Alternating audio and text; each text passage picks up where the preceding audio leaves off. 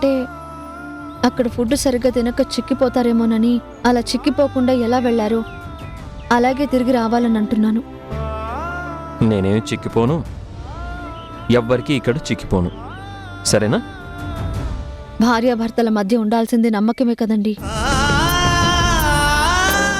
ఆ నమ్మకాన్ని పోగొట్టుకుంటే ఒకరినొకరు పోగొట్టుకున్నట్టే కదా.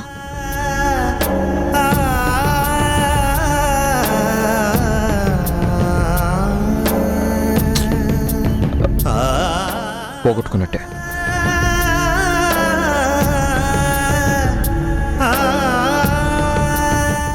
ఉషా, ఇంకో కాల్ వస్తుంది, మళ్ళీ ఫోన్ చేస్తాను.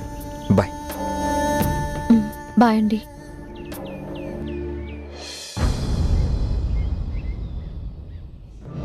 ఉషా మాటల్లో అక్కడక్కడ ఏదో తేడా కనబడుతుంది. తను అలా తేడాగా మాట్లాడుతుందా, లేక తనకి అబద్ధం చెప్పానన్న ఫీలింగ్తో తన మాటలు నాకు తేడాగా అనిపిస్తున్నాయా? ఏంటో అంతా అయోమయంగా ఉంది.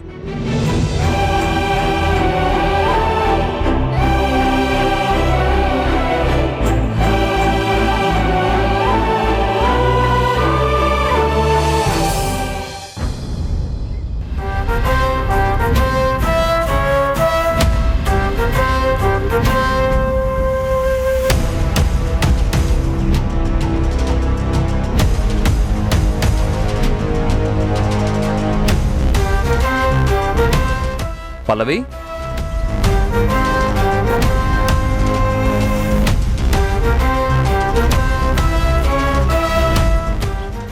ఇప్పుడే వస్తానని చెప్పి వెళ్ళారు, గంటకొచ్చారు. ఎక్కడికి వెళ్ళారు? షాపింగ్కి వెళ్ళాను. ఇదిగో తీసుకో.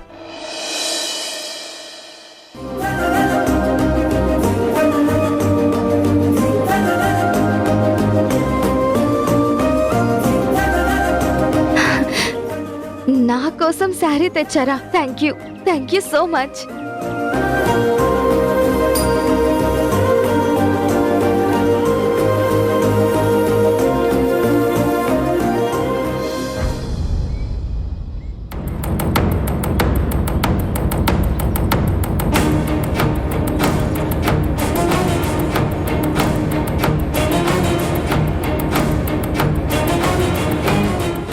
ఇదేంటి 2 శారీస్ తెచ్చారు, పైగా 2 ఒకే కలర్ తెచ్చారు? ఓ, అర్థమైంది. ఇందులో ఒకటి ఉషా కోసం తెచ్చారా?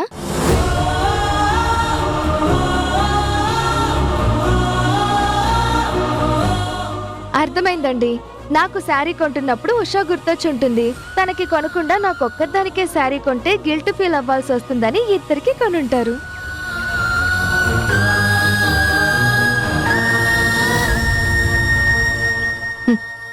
ఇద్దరికి ఒకే కలర్లో శారీస్ తీసుకున్నారంటే మీరు మా ఇద్దరిని ఒకే రకంగా చూస్తున్నారనే కదా అర్థం.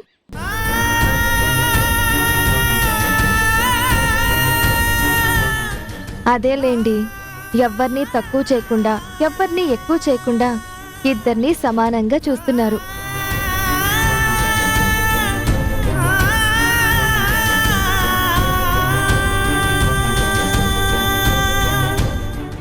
బాగుందండి, శారీ చాలా బాగుంది.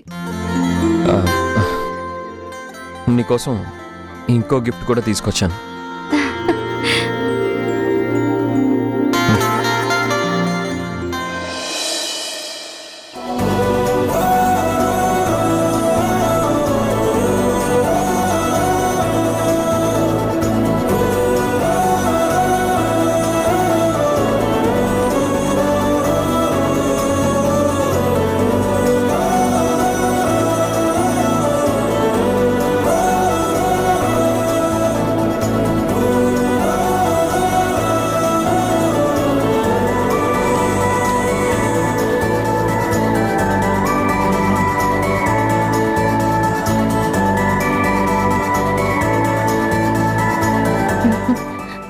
ఉషకు కూడా చైన్ తీసుకున్నారా?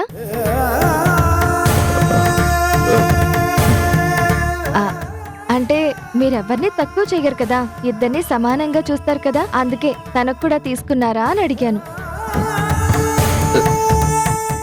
సేమ్ ఇలాంటిది దొరకలేదు. దొరక్కపోతే ఇంకొకటి ఆర్డర్ ఇవ్వచ్చు కదా. అంటే మీకు మేమిద్దరం సమానం కదా, అందుకని. అంటే 2-3 రోజుల్లో సేమ్ మోడల్ చైన్ వస్తుందన్నారు, అప్పుడు తీసుకుంటాను.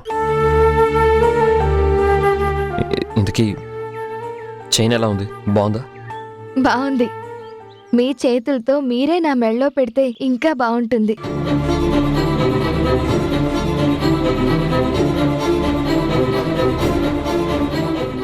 ఏంటి ఆలోచిస్తున్నారు?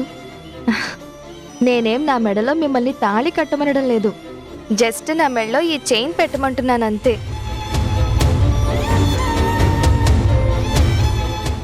మీ చేత్తో తాళి కట్టించుకునే అదృష్టం నాకెలాగో లేదు. కనీసం ఈ చైన్ పెట్టించుకునే అదృష్టాన్నైనా నాకు దక్కనివ్వండి.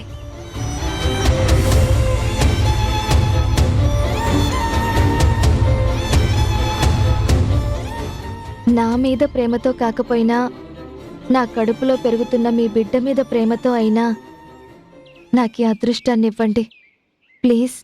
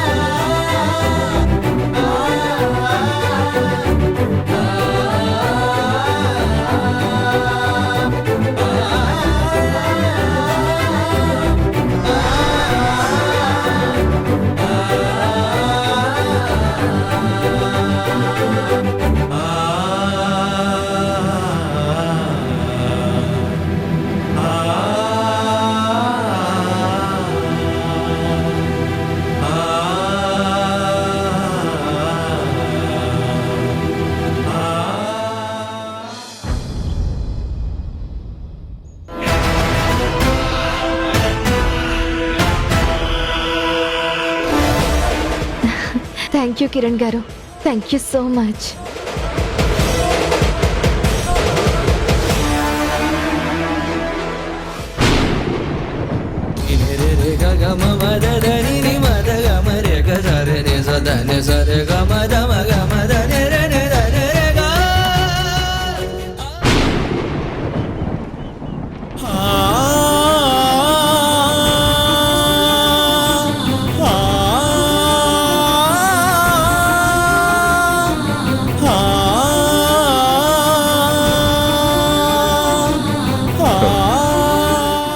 ఈవినింగ్ ఎక్కడికి వెళ్దాం?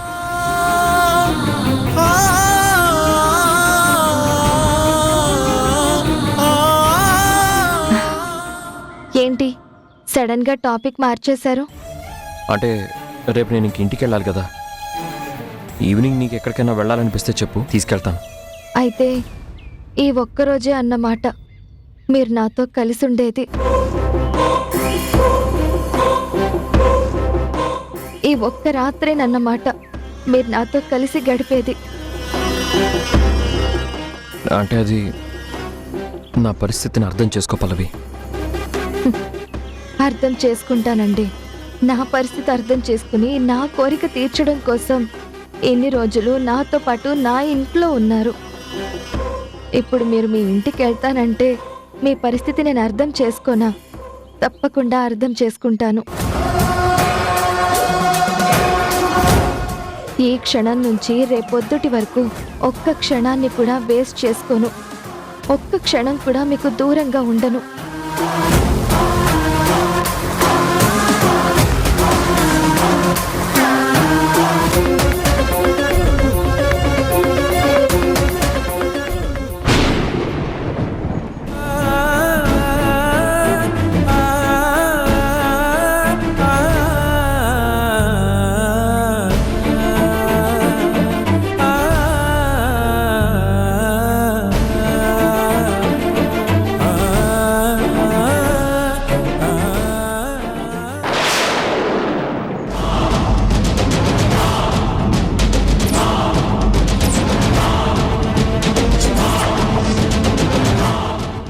ఏమైంది?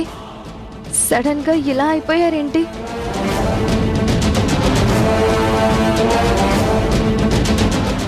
ఓ, నన్ను వదిలిపెట్టి వెళ్ళాలంటే మీకు కూడా బాధగా ఉందా? ఆహా, అదేం లేదు. మరి ఆ, నీ కడుపులో పెరుగుతున్న బిడ్డ మీద ఆశపడుతూ నిన్ను సంతోషపెడుతున్నాను. కానీ కాపురం చేస్తున్న ఉషకి అబద్ధాలు చెప్తూ తనని మోసం చేస్తున్నానన్న గిల్టీనెస్ మాత్రం చాలా బాధ పెడుతుంది. బాధపడకండి, తొందరలోనే ఆ బాధ తగ్గుతుంది.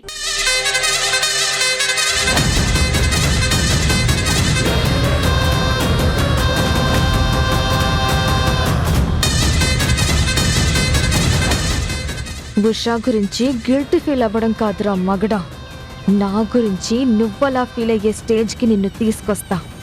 చూస్తూ ఉండు.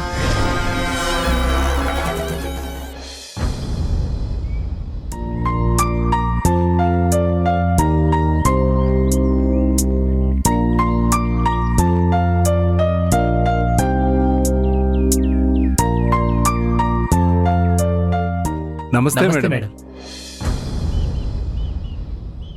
రండి.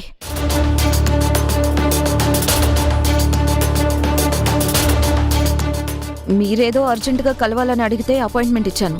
వీళ్ళని తీసుకొచ్చారేంటి? ఇతను మా యూనియన్ సెక్రటరీ పరమేష్, ఇతను మా ట్రెజరర్. పరిచయాల తర్వాత. నాకు అంత టైం లేదు. ఎందుకొచ్చారు? వీళ్ళ అబ్బాయి ఆరోగ్య పరిస్థితి బాగాలేదు మేడం. అర్జెంటుగా ఆపరేషన్ చేయకపోతే బతకడని డాక్టర్లు చెప్పారు. డాక్టర్లే బ్రతికించలేనప్పుడు నేనేం చేస్తాను? ఆపరేషన్ చేయించాలంటే అతనికి డబ్బులు కావాలి కదా మేడం. ఓ, ఆపరేషన్కి చందాలు వసూలు చేస్తున్నారా? కాదు మేడం, ఇతను ప్రావిడెంట్ ఫండ్ కోసం అప్లై చేశాడు. అప్లై చేసి చాలా కాలమైనా ఇంతవరకు మీరు అమౌంట్ ఇవ్వలేదంట. ఇప్పటికే చాలా ఆలస్యమైంది మేడం. ఇంకా ఆలస్యమైతే వాళ్ళ అబ్బాయి ప్రాణాలకి ప్రమాదం మేడం. ఇతనే కాదు మేడం, దాదాపు 70 మంది పీఎఫ్ లోన్ కోసం అప్లై చేశారు. రేపు మాపు అంటూ పోస్ట్ పోన్ చేస్తున్నారే తప్ప వాళ్ళకి అమౌంట్ అందజేయట్లేదు.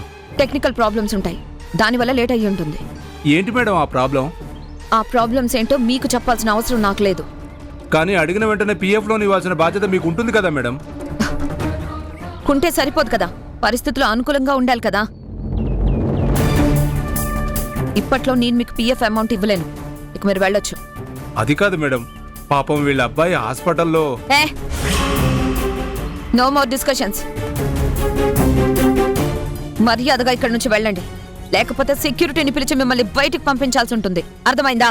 అవసరం లేదు, మేమే వెళ్తాం.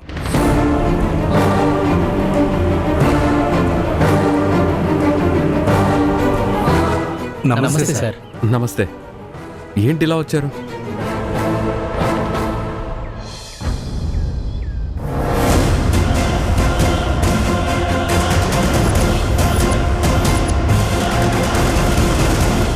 మేఘనా, గుడ్ న్యూస్. ఏంటి? ఫార్మా కంపెనీకి సంబంధించి లోన్ కోసం అప్లై చేశాం కదా, ఆ లోన్ శాంక్షన్ అయింది. కంగ్రాట్స్. Thank you. సో నువ్వు అనుకున్నట్టుగా లోన్ వచ్చింది కాబట్టి ఆ లోన్తో డాడీ నీకు అప్పగించిన ఫార్మా కంపెనీని బాగా డెవలప్ చేయి. అవును, యూనియన్ ప్రెసిడెంట్ సెక్రటరీ వచ్చి వెళ్ళినట్టున్నారు. ఏదైనా ప్రాబ్లం? మన కార్మికులు ఎవరైనా ప్రావిడెంట్ ఫండ్ కోసం అప్లై చేస్తే మాక్సిమం మనం ఎన్ని రోజులు డిలే చేయొచ్చు? డిలే చేయడం ఎందుకు? వాళ్ళు అప్లై చేస్తే ఎప్పుడు వెంటనే ఇచ్చేస్తున్నాం కదా. ఆఫ్ కోర్స్ ఇచ్చేస్తున్నాం, జస్ట్ తెలుసుకుందాం అని అడుగుతున్నాను. ఆ విషయం తెలుసుకోవాల్సిన అవసరం ఇప్పుడెందుకు వచ్చింది? ప్రావిడెంట్ ఫండ్ అకౌంట్లో అమౌంట్ లేదా? ఉంది. మొన్న ఉషా వాళ్లతో పోటీపడి ఆక్షన్లో ల్యాండ్ కొన్నాను కదా, ఈ పిఎఫ్ అమౌంట్ అటు ట్రాన్స్ఫర్ చేశాను. అలా ఎలా చేసావు మేఘనా? తర్వాత అమౌంట్ వచ్చాక అడ్జస్ట్ చెయ్యొచ్చులే అని చేశాను. ఈ లోపల కార్మికులు లోన్కి అప్లై చేస్తే ఏం చేస్తావు? మనకు అమౌంట్ వచ్చాక ఇస్తాను. ఈ లోపల పిఎఫ్ కమిషన్ నుంచి నోటీసులు వస్తే? ఆల్రెడీ వచ్చాయి, మేనేజ్ చేస్తున్నాను. అలా ఎక్కువ కాలం మేనేజ్ చేయలేవు మేఘనా, ఇబ్బందుల్లో పడతావు. గుర్తుంచుకో. ఎదుటి వాళ్ళని ఇబ్బందులు పెట్టడమే తప్ప ఇబ్బందులు పడ్డం ఏం మేఘనకు తెలియదు.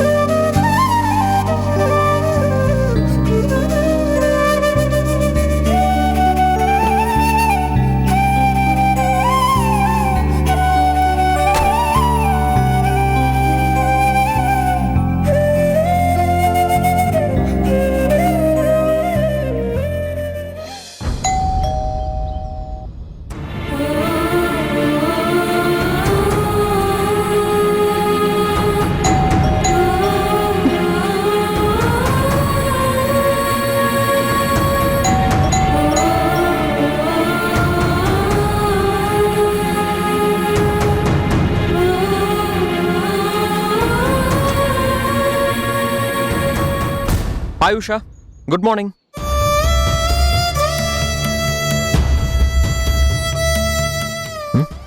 Good morning. Good morning. ఏంటి అలా ఉన్నావు? ఎలా ఉన్నాను? బాగా టైట్గా కనిపిస్తున్నావు. ఏం లేదు.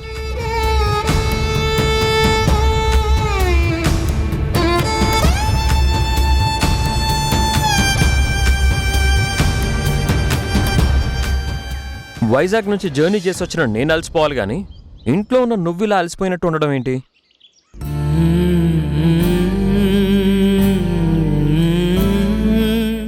ఫిజికల్గానే అలసిపోతే కాదండి,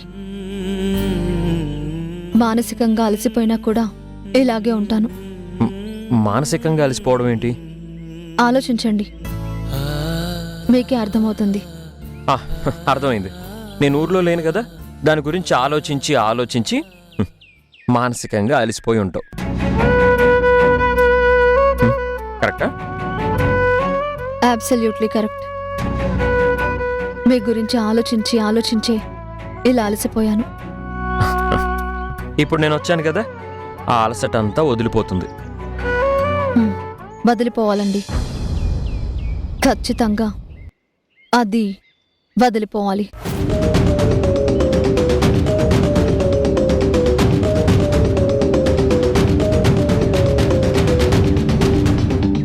అది వదిలిపోతేనే మనం హ్యాపీగా ఉంటాం.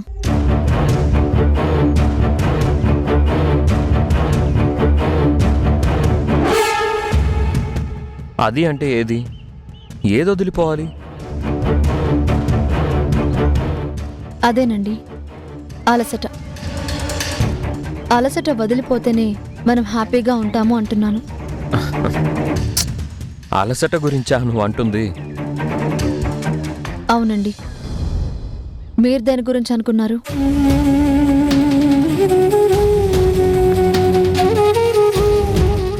అదే, ఏది వదిలిపోతే మనం హ్యాపీగా ఉంటామనుకున్నారు? అలసట. అలసట వదిలిపోతేనే హ్యాపీగా ఉంటాం అనుకున్నాను. అంటే ఇద్దరం ఒకటే అనుకున్నామన్నమాట. ఎగ్జాక్ట్లీ. అంత దూరం నుంచి జర్నీ చేసి బాగా అలసిపోయారు కదా, వెళ్ళి ఫ్రెష్ అయ్యండి, నేను కాఫీ తీసుకొస్తాను. ఏ ఆగు, నేను తర్వాత ఫ్రెష్ అవుతాను కానీ ముందు నువ్వు ఇలా రా. కూర్చో. అరే కూర్చో. నీకోసం నేను ఈ గిఫ్ట్ తెచ్చాను.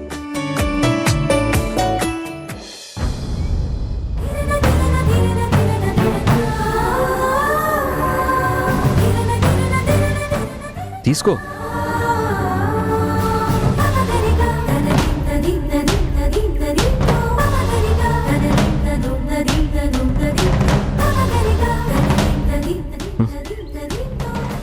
ఏంటి అలా చూస్తున్నావు? మీరు మీ ఫ్రెండ్ పని మీద వైజాగ్ వెళ్ళినా కూడా నన్ను గుర్తించుకొని మరీ నాకు గిఫ్ట్ తెచ్చారు కదా, అందుకు. సరే, ఎలా ఉంది?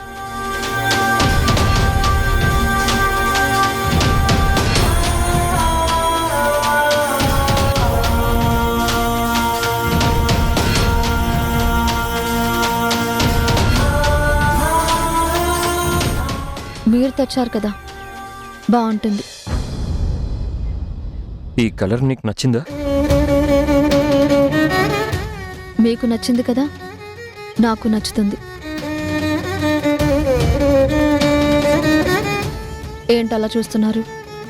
అంటే ఇంతకు ముందు నేను ఎప్పుడు నీకు శారీ తెచ్చినా నీ మొహంలో ఒక మెరుపు కనబడేది. ఇప్పుడు ఆ మెరుపు కనబడటం లేదేంటా అని చూస్తున్నా.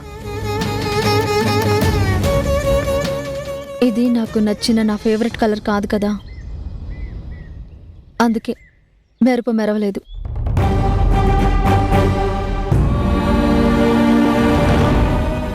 అవును, ఇది మీ ఫేవరెట్ కలర్ కూడా కాదు కదా, మరి ఈ సారీ ఎందుకు తీసుకున్నారు?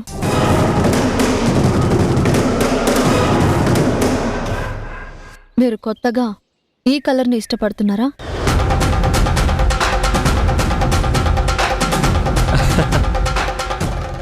అదే అదేం లేదు.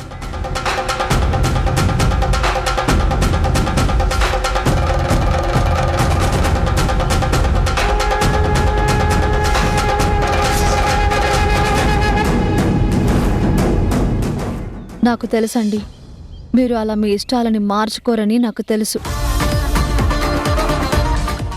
నాకు అర్థమైందండి, మీరు ఈ కలర్ ఎందుకు కొన్నారో నాకు అర్థమైంది.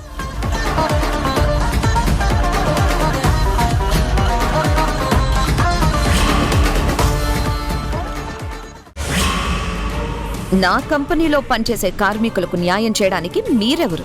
నీ కంపెనీలో కార్మికులు స్ట్రైక్ చేస్తే నేనే వచ్చి ఆ స్ట్రైక్ ఆపించాను. అప్పుడు అడగలేదే నేనెవరు అని. ఇంకా ఆలస్యం జరగకుండా వాళ్ళ డబ్బులు వాళ్ళకిచ్చేసేయ్. ఇవ్వకపోతే మీరు సారీ వైజాగ్లో కొనలేదా, హైదరాబాద్లో కొన్నారా? 2 సారీస్ కొన్న విషయం కూడా మర్చిపోయారా? అదెవరికిచ్చారు?